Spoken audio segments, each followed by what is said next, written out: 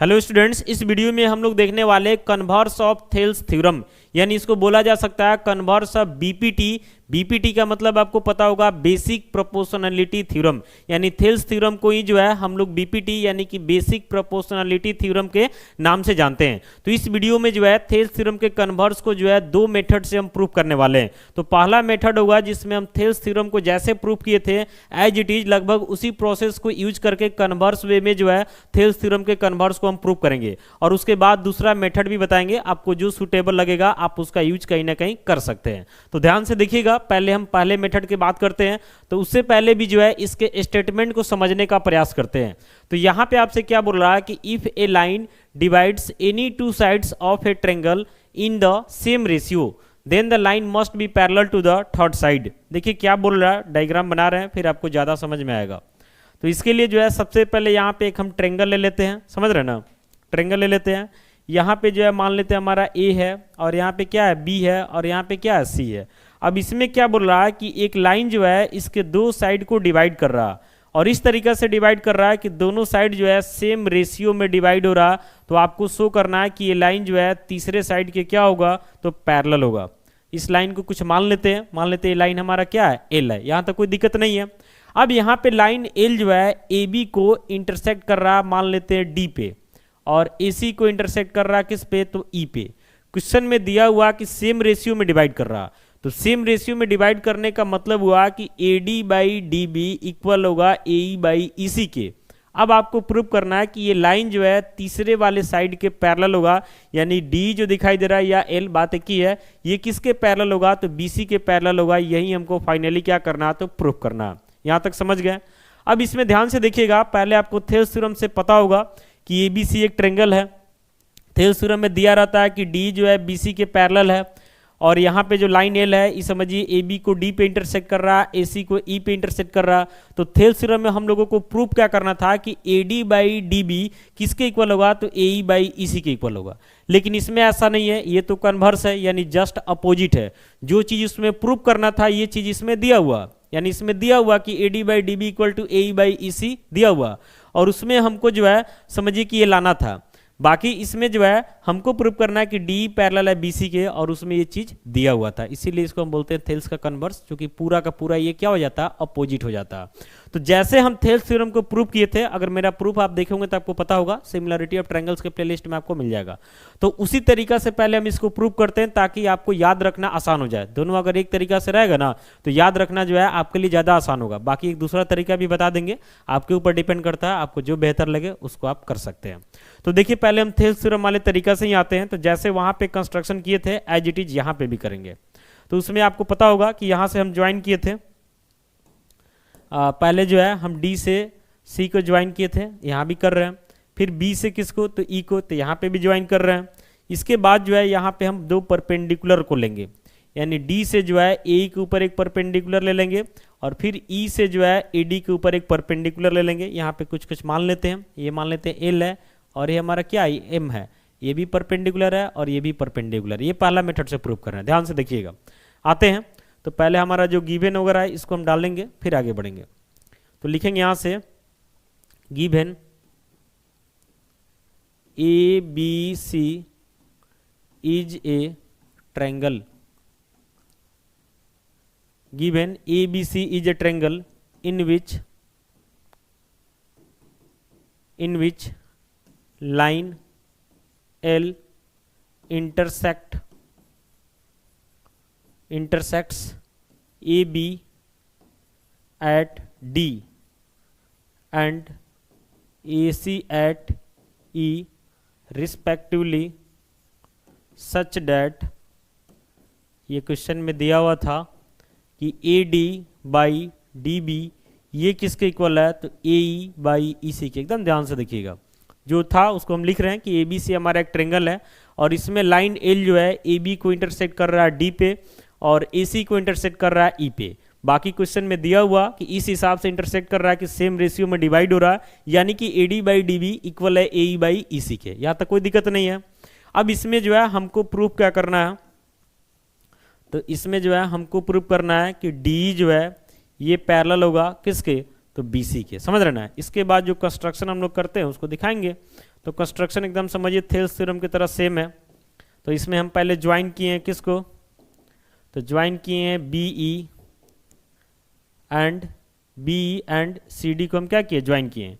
इसके बाद अल्सो करके यहाँ पे हम लिखेंगे कि draw D L perpendicular on A E and E M perpendicular on A D. यहाँ तक ध्यान से देख लीजिए, यहाँ तक आपको कहीं से कोई दिक्कत नहीं होना चाहिए। और यहाँ तक कोई मेन चीज़ है भी नहीं, सिर्फ आपका गिवन लिखे हैं, क्या प्रूव करना है इसको लिखे हैं, और हमको नीड क्या है कंस्ट्रक्शन में उस चीज़ को दिखा दिए। अब ये सभी चीज़ को हटाएंगे और देन हम लोग आगे बढ़ेंगे ताकि हमारे पास कुछ स्पेस मिल जाए, समझ रहे ना। तो आइए कुछ स्पेस लेते हैं इसके लिए हम। तो पहले कुछ क्लीन कर लेते हैं यहाँ पे, ध्यान से देखिएगा।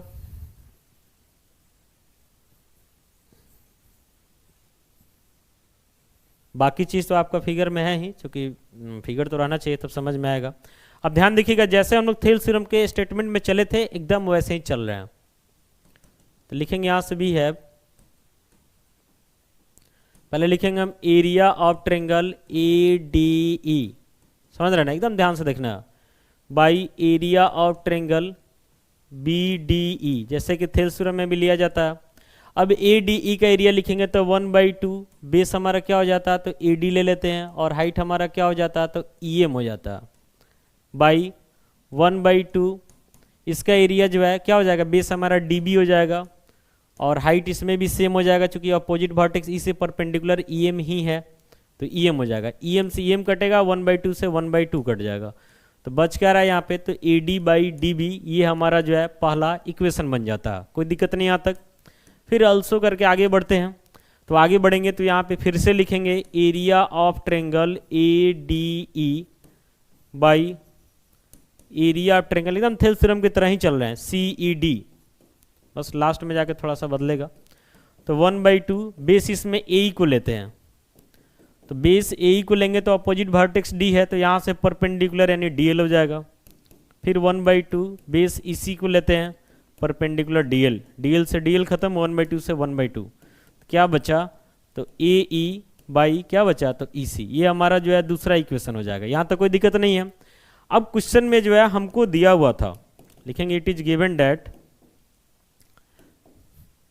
क्वेश्चन में ये चीज दिया हुआ था कि A D by D B ये किसके इक्वल है, तो ए ई बाई ई सी के इक्वल है। ये चीज क्वेश्चन में था, समझ रहे ना, यहाँ तक कोई दिक्कत नहीं है।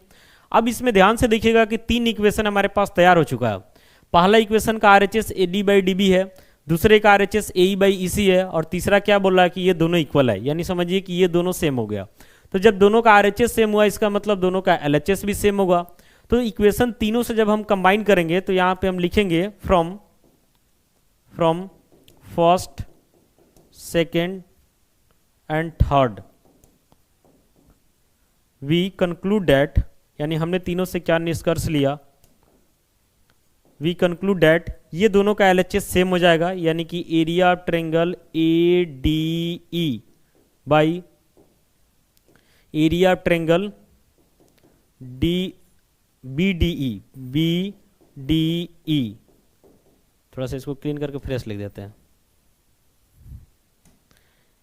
We conclude that area of triangle A D E by area of triangle B D E, ये किसके इक्वल हो जाएगा, तो इसके एलएचएस के, यानी area of triangle A D E by area of triangle C E D, समझ रहे ना। तो यहाँ तक कोई दिक्कत नहीं है, यहाँ तक आप स्क्रीनशॉट कर सकते हैं, क्योंकि हमको आगे बढ़ना है, तो यहाँ तक कोई दिक्कत नहीं है।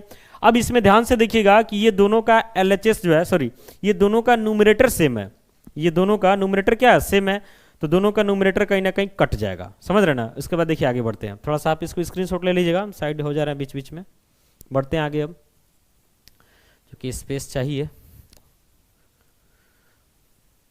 तो यहाँ पे जो है अब हम आगे बढ़ेंगे, देखिएगा ध्यान से। तो यहाँ से जो है न्यूमरेटर दोनों का सेम है, कट जाएगा, तो क्या बचेगा, तो 1 area of triangle B D E equal, इधर बचेगा 1 area of triangle C E D, समझ रहे ना। दोनों साइड जो है रेसिप्रोकल कर देते हैं दोनों साइड, तो इधर हो जाता है area of triangle B D E equal to area of triangle C E D. यहाँ तक कोई दिक्कत नहीं है। एक बार इधर देखिए, area of triangle B D E ये वाला पार्ट है, ये किसके इक्वल है? तो area of triangle C E D यानी इस वाले पार्ट के क्या इक्वल है। तो ध्यान से देखिएगा तो ये दोनों ट्रायंगल का एरिया तो सेम है ही साथ दोनों का बेस भी सेम है डी। दोनों का बेस क्या है? तो डी है। डी जो है आपको पहला ट्रायंगल में भी दिखाई दे रहा और डी जो है दूसरा ट्रायंगल में भी दिखाई दे रहा। यानी कहने का मतलब है कि दो ट्रायंगल है, दोनों का बेस सेम है, दोनों का एरिया सेम है, तो इसका मतलब हुआ कि दोनों जो है सेम पैरेलल लाइन के बीच में लाई करेगा। ऐसा थ्योरम जो है क्लास 9 के ज्योमेट्री में आपको पढ़ना था, तो उसका यूज हम लोग करेंगे यहाँ पे। तो यहाँ पे हम सीधे लिखेंगे since triangle B D E and triangle C E D are lie on the same base, same base क्या है?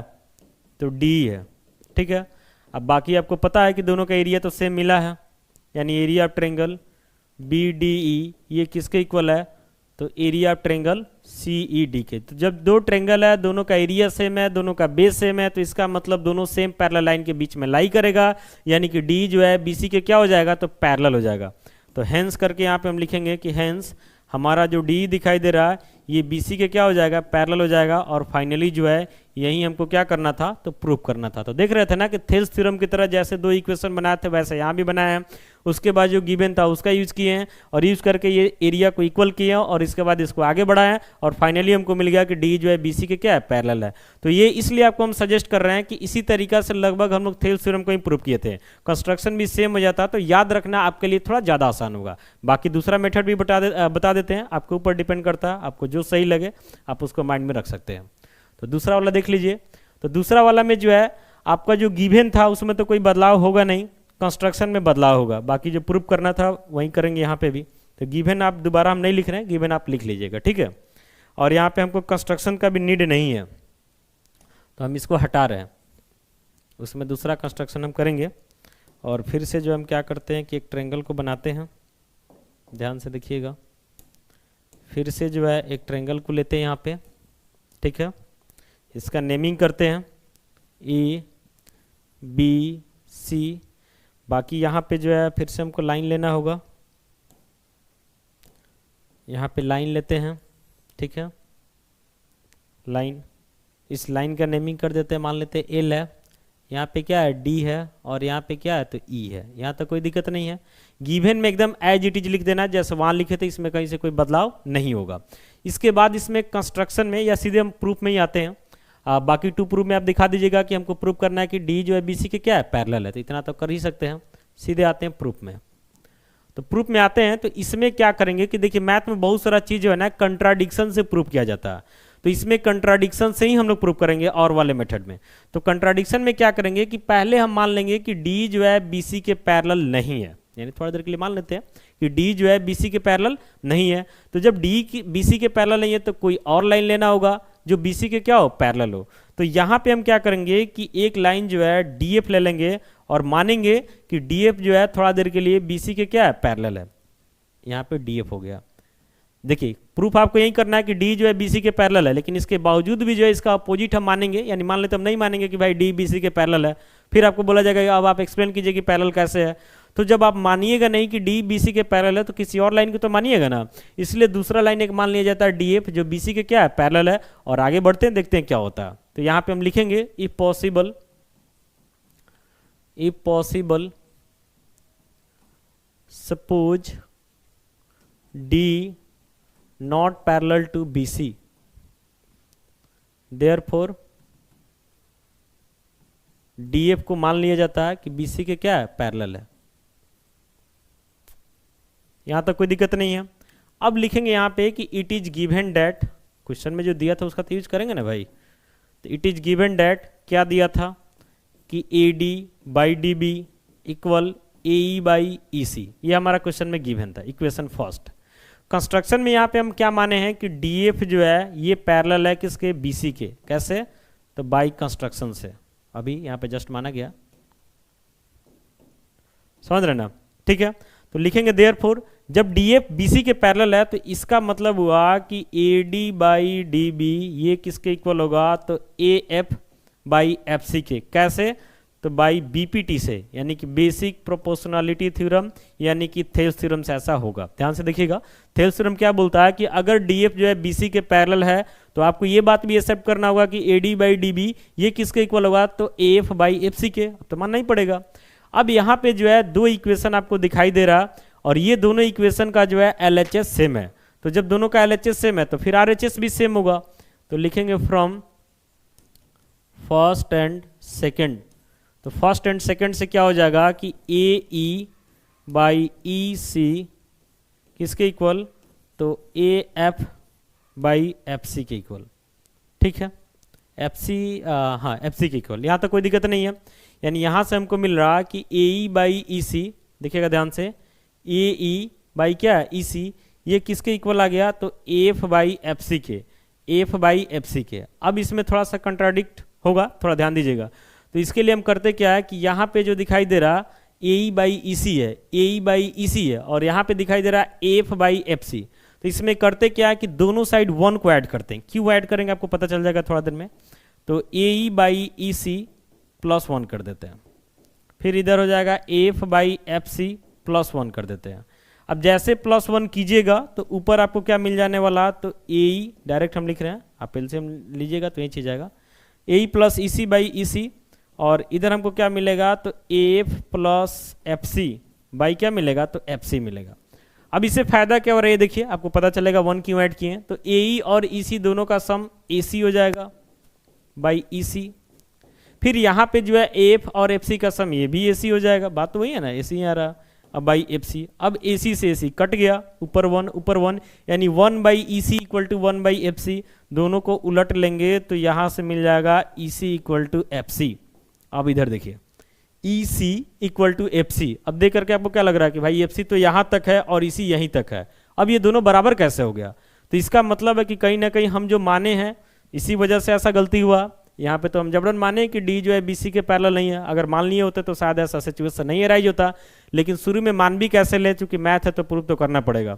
इसी कारण से जो है शुरू में माना गया कि D जो है BC के पैरेलल नहीं है। जब पैरेलल नहीं था तो फिर लेना पड़ा कि DF BC के पैरेलल है।